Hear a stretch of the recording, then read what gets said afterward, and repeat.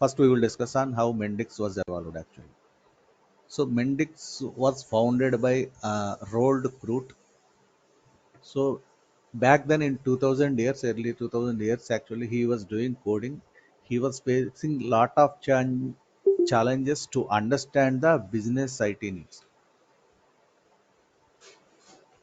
So there are so many different processes to understand what business requires, how the developer needs to understand how to achieve the requirements, how to achieve the goals, project goals. So from then he was thinking to bridge the gap between business and IT, and in 2005 it was founded. Mendix was founded. So the Mendix name comes from the verb mend. Mend means joining whichever is torn or something like that. So here Mendix is bridging the gap between business and IT. So that is how Mendix was evolved.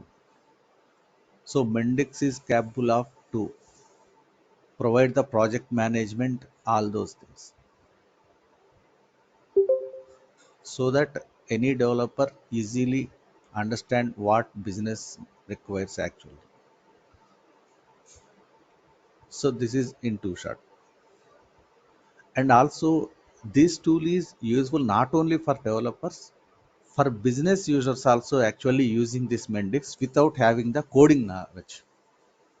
Some of the business users usually use the Mendix Studio without having the coding knowledge. So mostly they will use Mendix Studio, not Mendix Studio Pro. Mendix Studio Pro will be used by developers. So let me show you the Mendix Studio.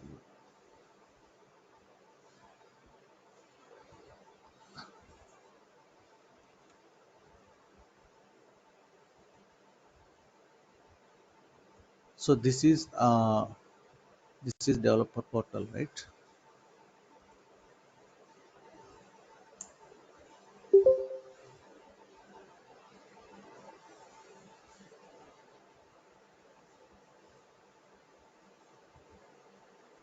See, I am selecting a blank web app.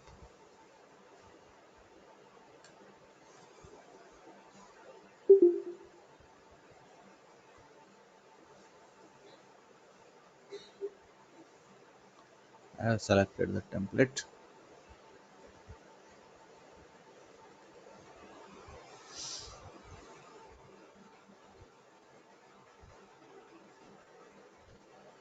I have selected this icon, create app.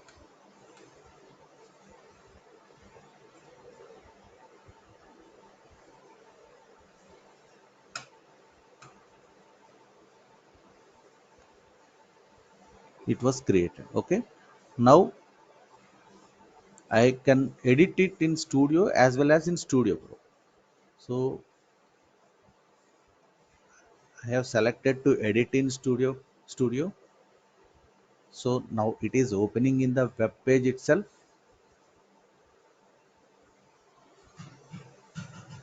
So this feature usually used by business users, not by developers. Here also we can write some coding, but it is very limited. There are limited options available here. Here also we can add pages and as well as buttons, all those things.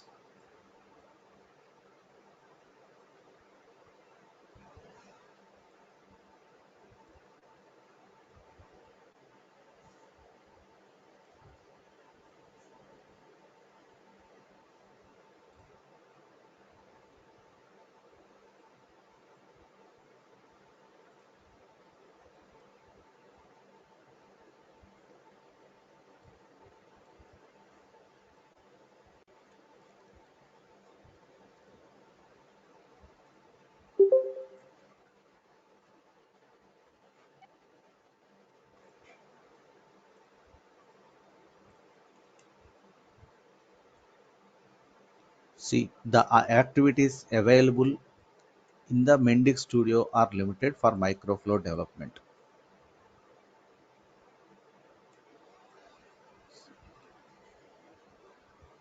There are very minor options available which are useful to normal business users. These are pages. So this is Mendix Studio. From here also we can preview the application, we can publish the application, we can create the workflows, all those things we can do. But there are very limited functionality available in the Mendix Studio. So suppose if I would like to edit in the Studio Pro as a developer, let me show you. Edit in Mendix Studio Pro.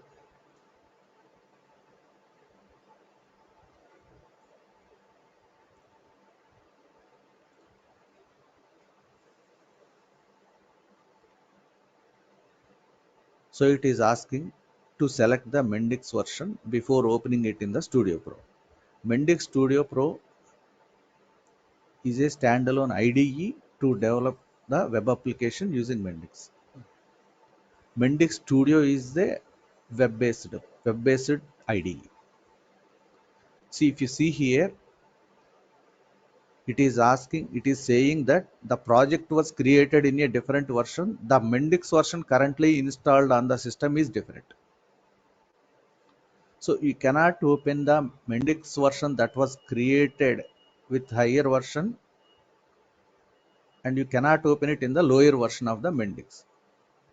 But if you can open the lower version of Mendix project in higher version of the Mendix, but it will ask you before opening that application to convert it. Okay, why it was asking like this here in this scenario? Whenever you whenever the Mendix version is not available, or there are whenever that Mendix version is not available, which was created in that version, the application is created in that version, then it will pop up like this. So this is Mendix Studio. Generally, if I am having the same Mendix 9.1.9 version, then it will automatically open one Studio Pro like this and open the application directly like this. Okay, and this is Mendix Studio Pro. There are no particular dependencies for installing this Mendix Studio Pro. We can simply download the setup file from the Mendix website and install it. Now, 1 second. Now we will look at all the components or different options available in the Mendix Studio Pro. Okay, so this is App Explorer. Okay, so where it will have the expandable tree view, all the folder structure and pages, microflows, whatever other components we have created available here. So you can directly go to particular page or microflow by searching in here also, like this.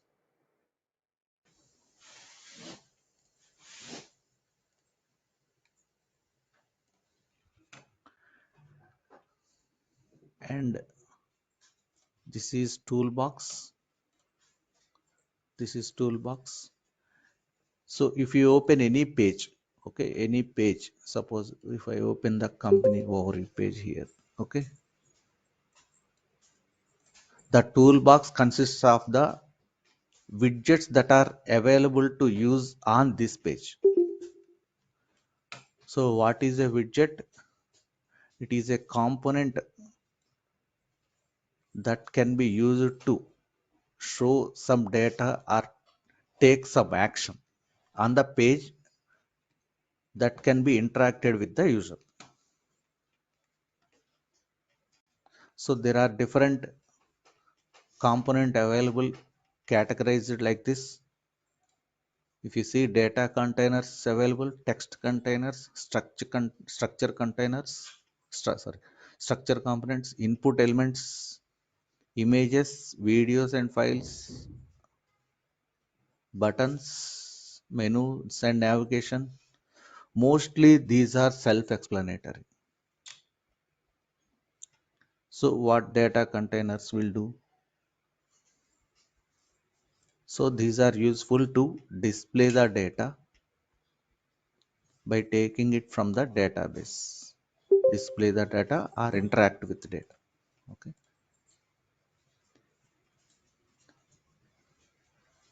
These are text containers.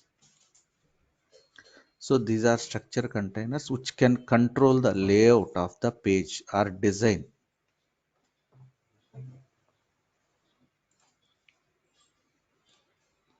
So these are the input elements or form elements also. Whatever the form elements we generally use it to see in any application, in any web application, all those are available here.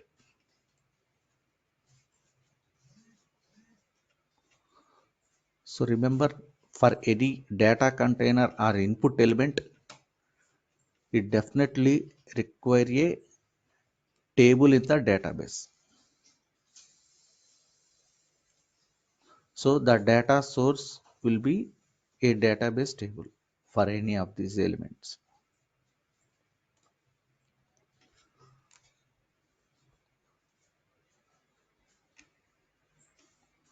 So if there are any images related functionality required, you can make use of these widgets.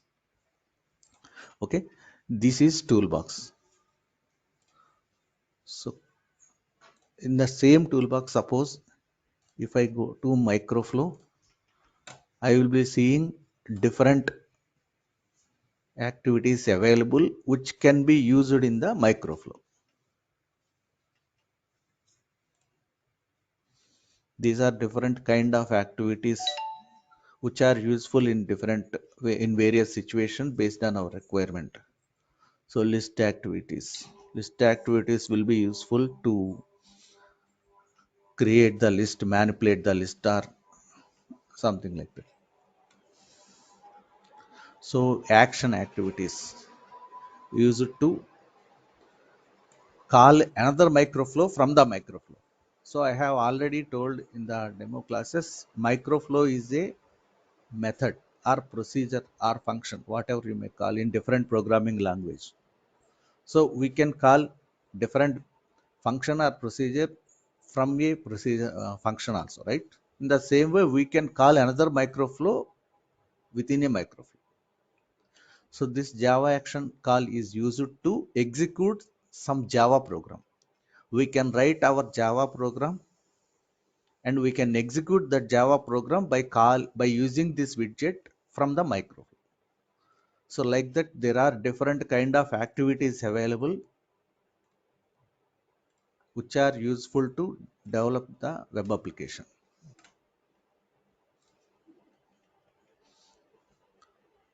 Okay. Here there are different menu options available. So the version control menu is mainly, it is self-explanatory. I believe you are having idea about the versioning. So it will use it to commit the application in SVN repository or other Git repository if you have selected for that, and to check out the new version from the repository also. And you can create the branches and you can merge the branches. All those things can be done in the version control. Okay. So we have directly jumped into version control. We will see one by one. Okay. So this is file menu where you can open a new app and you can add new document, new modules. Here these are called modules. This one is a module. We can create another module like this. Suppose new module.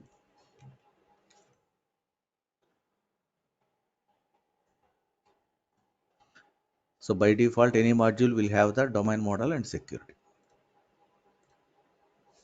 Okay, like this is new document. This app, export app package, import app package. I will explain it later. So we can export the microflows as well, and we can import that microflow, already created microflow, in another project also, another application also. This is export app package completely. And this is edit menu. It is normal edit menu in any notepad or any other coding editors. You will see all the find options, replace options available here. So this is a view control menu where you can control the display of App Explorer, toolbox, all those things. Debug windows, breakpoints. Here you will see a debug windows, all those things. That can also be, that visibility also can be controlled by here.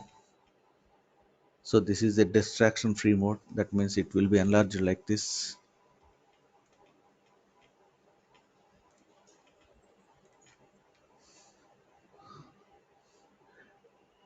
And this is app menu. So usually, mostly we will use show app directory in Explorer. By clicking on this, it will open the Windows Explorer with application directory directly. So you can deploy it to Eclipse also, the same project. If you have the Eclipse ID installed in it, you can deploy it to Eclipse also. Previously, we used to deploy it to Eclipse and work on the Java code. But it is not required to deploy it to Eclipse to work on the Java code. We can use the Visual Studio Code also. So create deployment package. It will create a deployment package which can be used to deploy it in any other environment. So whenever you run the application, it will create a deployment directory here. That deployment directory can be cleaned by clicking on this clean deployment directory. This is useful to clean the deployment directory, and it will have the fresh deployment files. So every time we don't need to do this.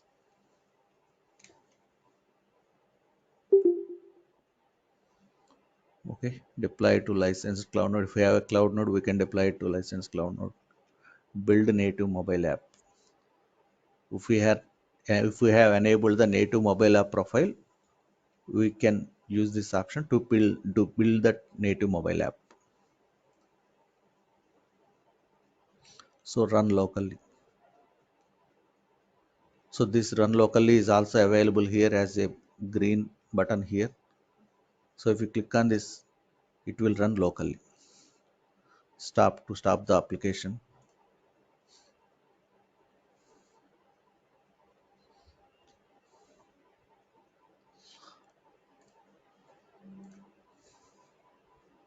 Once it completed the initialization of the application to run locally, these options are available to open the application in particular responsive web or tablet web or phone web, like that. Version control we have already discussed. This is the main one. Generally, we will use. You can change the current language if we have other languages available. Mostly, we will not use this batch replace or batch translate. These are language related operations. So this is Mendix Studio Pro menu items.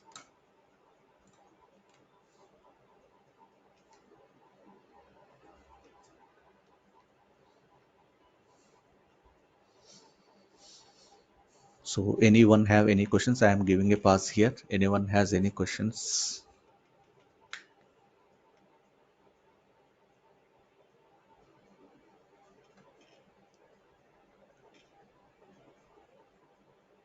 Hello, am I audible?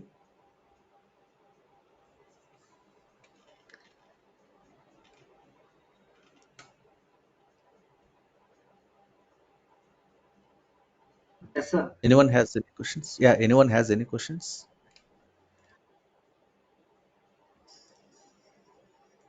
No, Srini. Okay.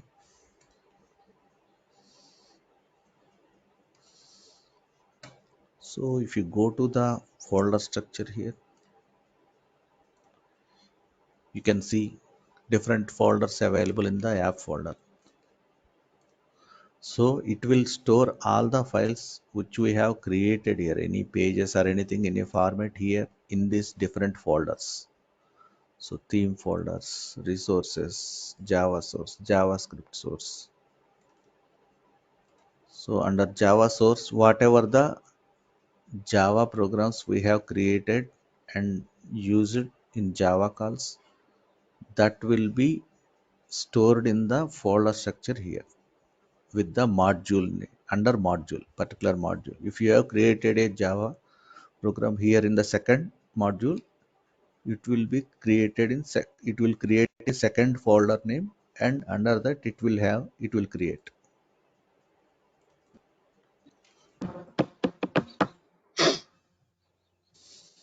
in the same way JavaScript source also.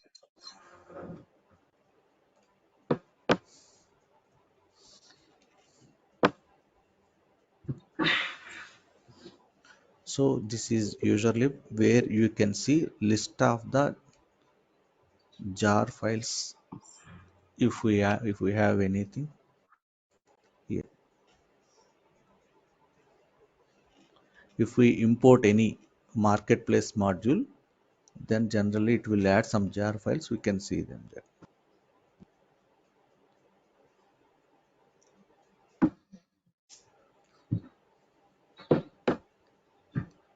So this is about deployment. So once we run the application, it will create a deployment folder. Under deployment folder, you are seeing different folders where if you see the web folder, from this everything is accessing in the HTML page.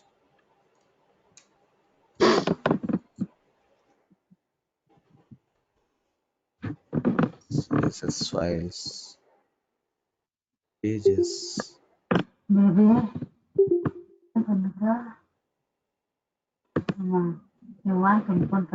the pages we have created here.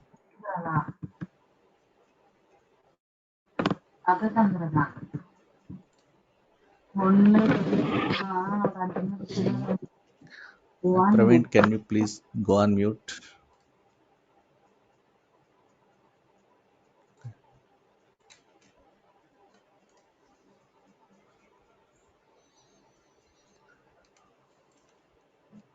Okay, in this way, the deployment folder will be created whenever we deployed the application to local environment or any other environment.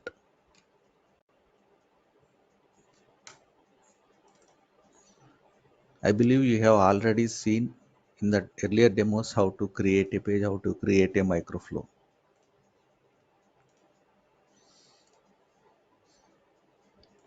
Like that, we can create different folders also here.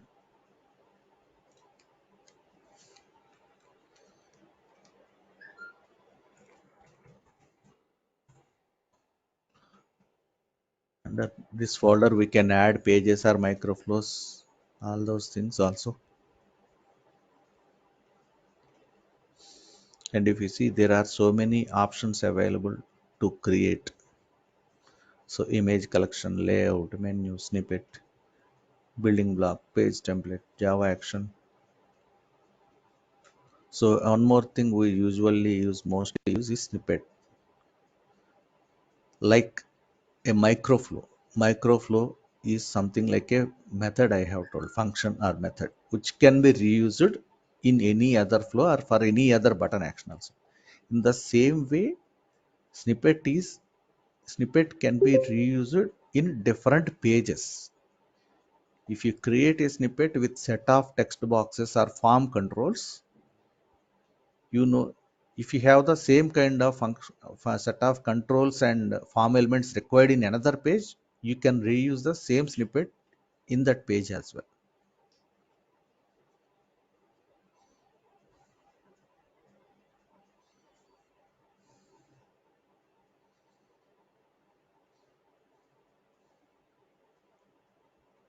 So this is to create a page template. So building block is also similar kind of snippet. It will have different set of data containers, all those things in the same way, but it is having a different use.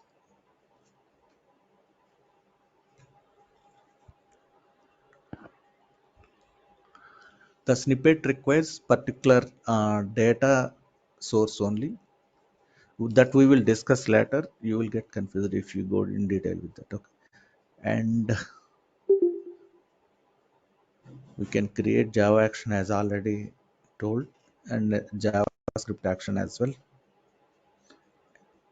And the rule is actually usually to create, evaluate, or to validate any attribute value or something like that. So constants also can be created.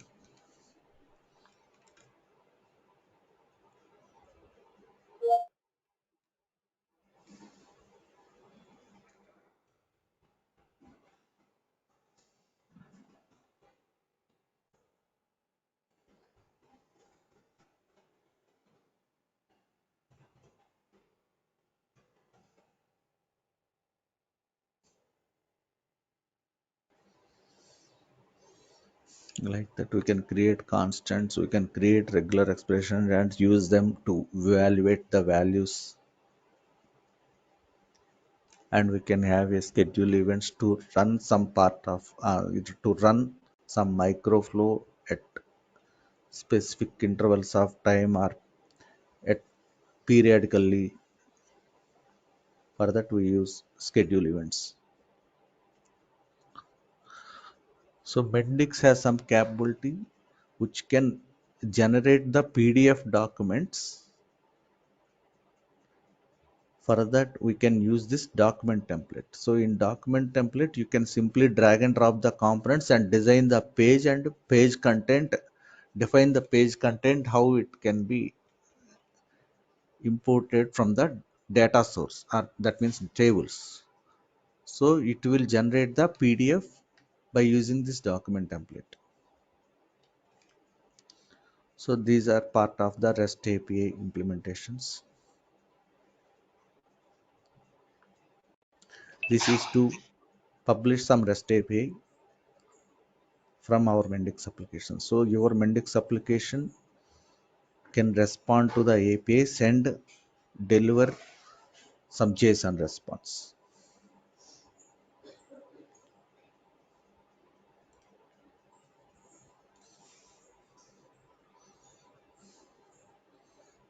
So anyone have any questions? Anyone wanted to know anything? Srini, like I'm Praveen. Uh, w- Yeah, Under my first module, like we have the security and the domain model, right? Like, so what right. are those things? Hmm. So the domain model is to create the tables, where we can create the tables and connect them. We can create relationship between two tables as well. Suppose here it is a Here, company. table stands for components or the options which we see in the. Database table. You are, Okay. if you are having idea about the database, in database we will have the tables, right? Yes. Yeah, that table. It is referring to that table. Okay.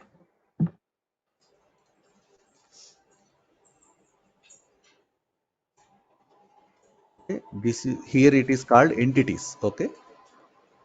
Company is a entity, employee is a entity. We can have the relationship between these two entities also,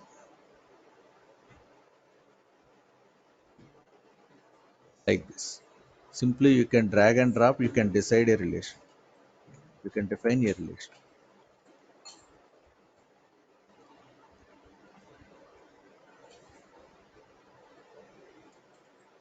What does this relation says? See, one company object is associated with multiple employees. That means one company record can contain multiple employee records associated with it.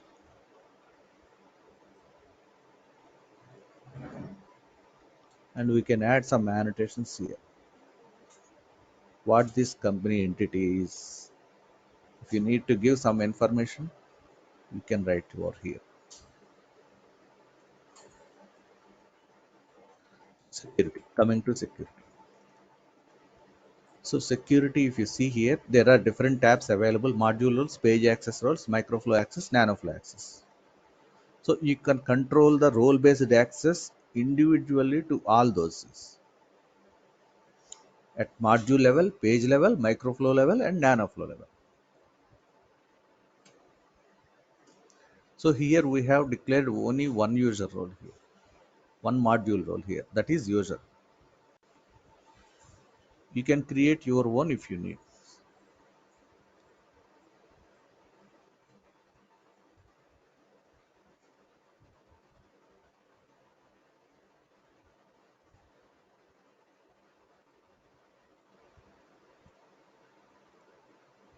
See, this is microflow level access. So if we enable admin also, so both user can access this microflow. That means users can access this microflow means suppose if this microflow is connected to some button, okay, that button will be allowed to show for the selected users only. So this functionality execution is allowed to user role only currently. If I have a button and connected with this microflow, that button will be displayed to user only. Admin cannot see that button because he is not allowed to execute this microflow. That is how security is useful. In the same way, you can control the access for the pages also. See, for admin currently I have not enabled access to any page. So if you logged in to the application as an admin role user, so you will not be able to see these pages.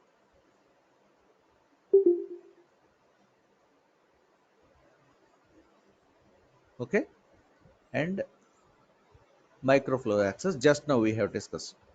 We have seen from the microflow level here also in this tab also you can control the access. In the same way nanoflow also. Because there are no nanoflows declared in this module, it is not showing anything. So it will list out all the microflows and pages created in this module only.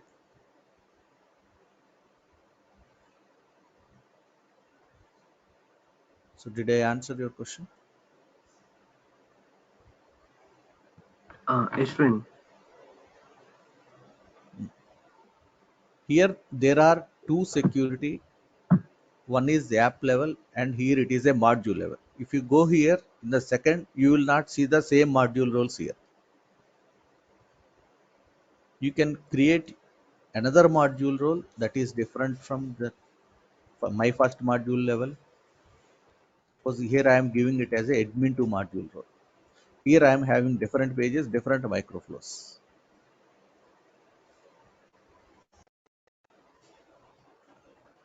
But these securities, these roles should be configured here in the app level security.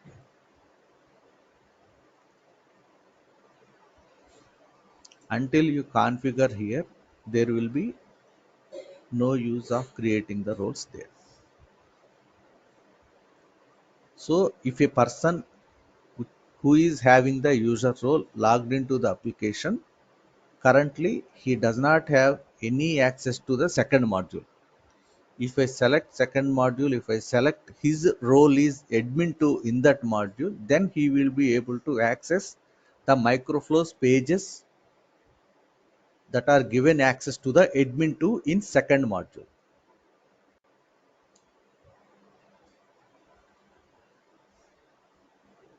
So don't get confused. This is module level role. This is app level. So in app level security, you will decide the logging in user will have which user role in particular module, in specific module. So in my first module, this user will have the user role in my first module, and in second module he is having admin 2 module role, two different roles in two different modules.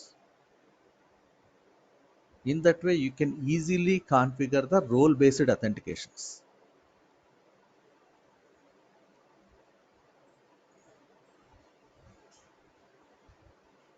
Okay, we will see in detail how to create one new user role and how to configure it properly later. So these are the security options available to control the authentication related.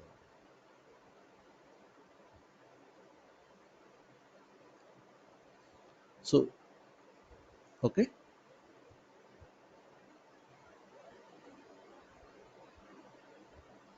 any questions?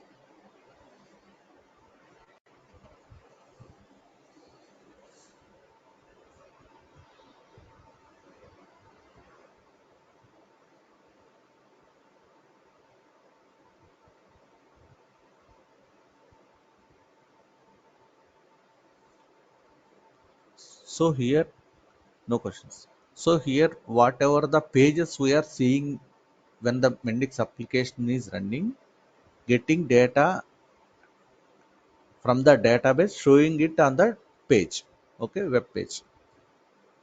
So for that data, we need to create the entities in domain model, and to feed the data in that to that entities, we can use microflows.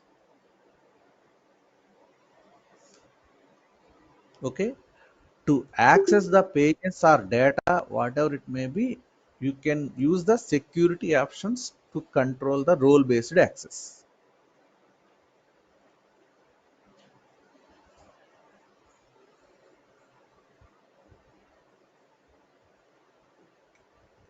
So these are the main options available in Main Studio Pro.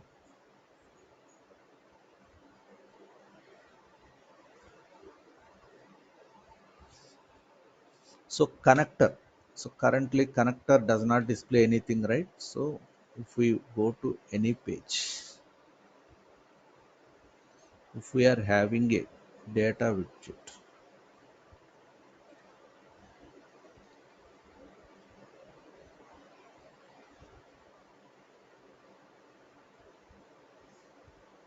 so it will show the available entities in the application. Okay. So I think we have covered properties, toolbox, connector, and this app explorer and its folder structure and file menu, all these menu options for today. Yeah. So for today I am stopping here. So if anyone has any questions, we can discuss on it.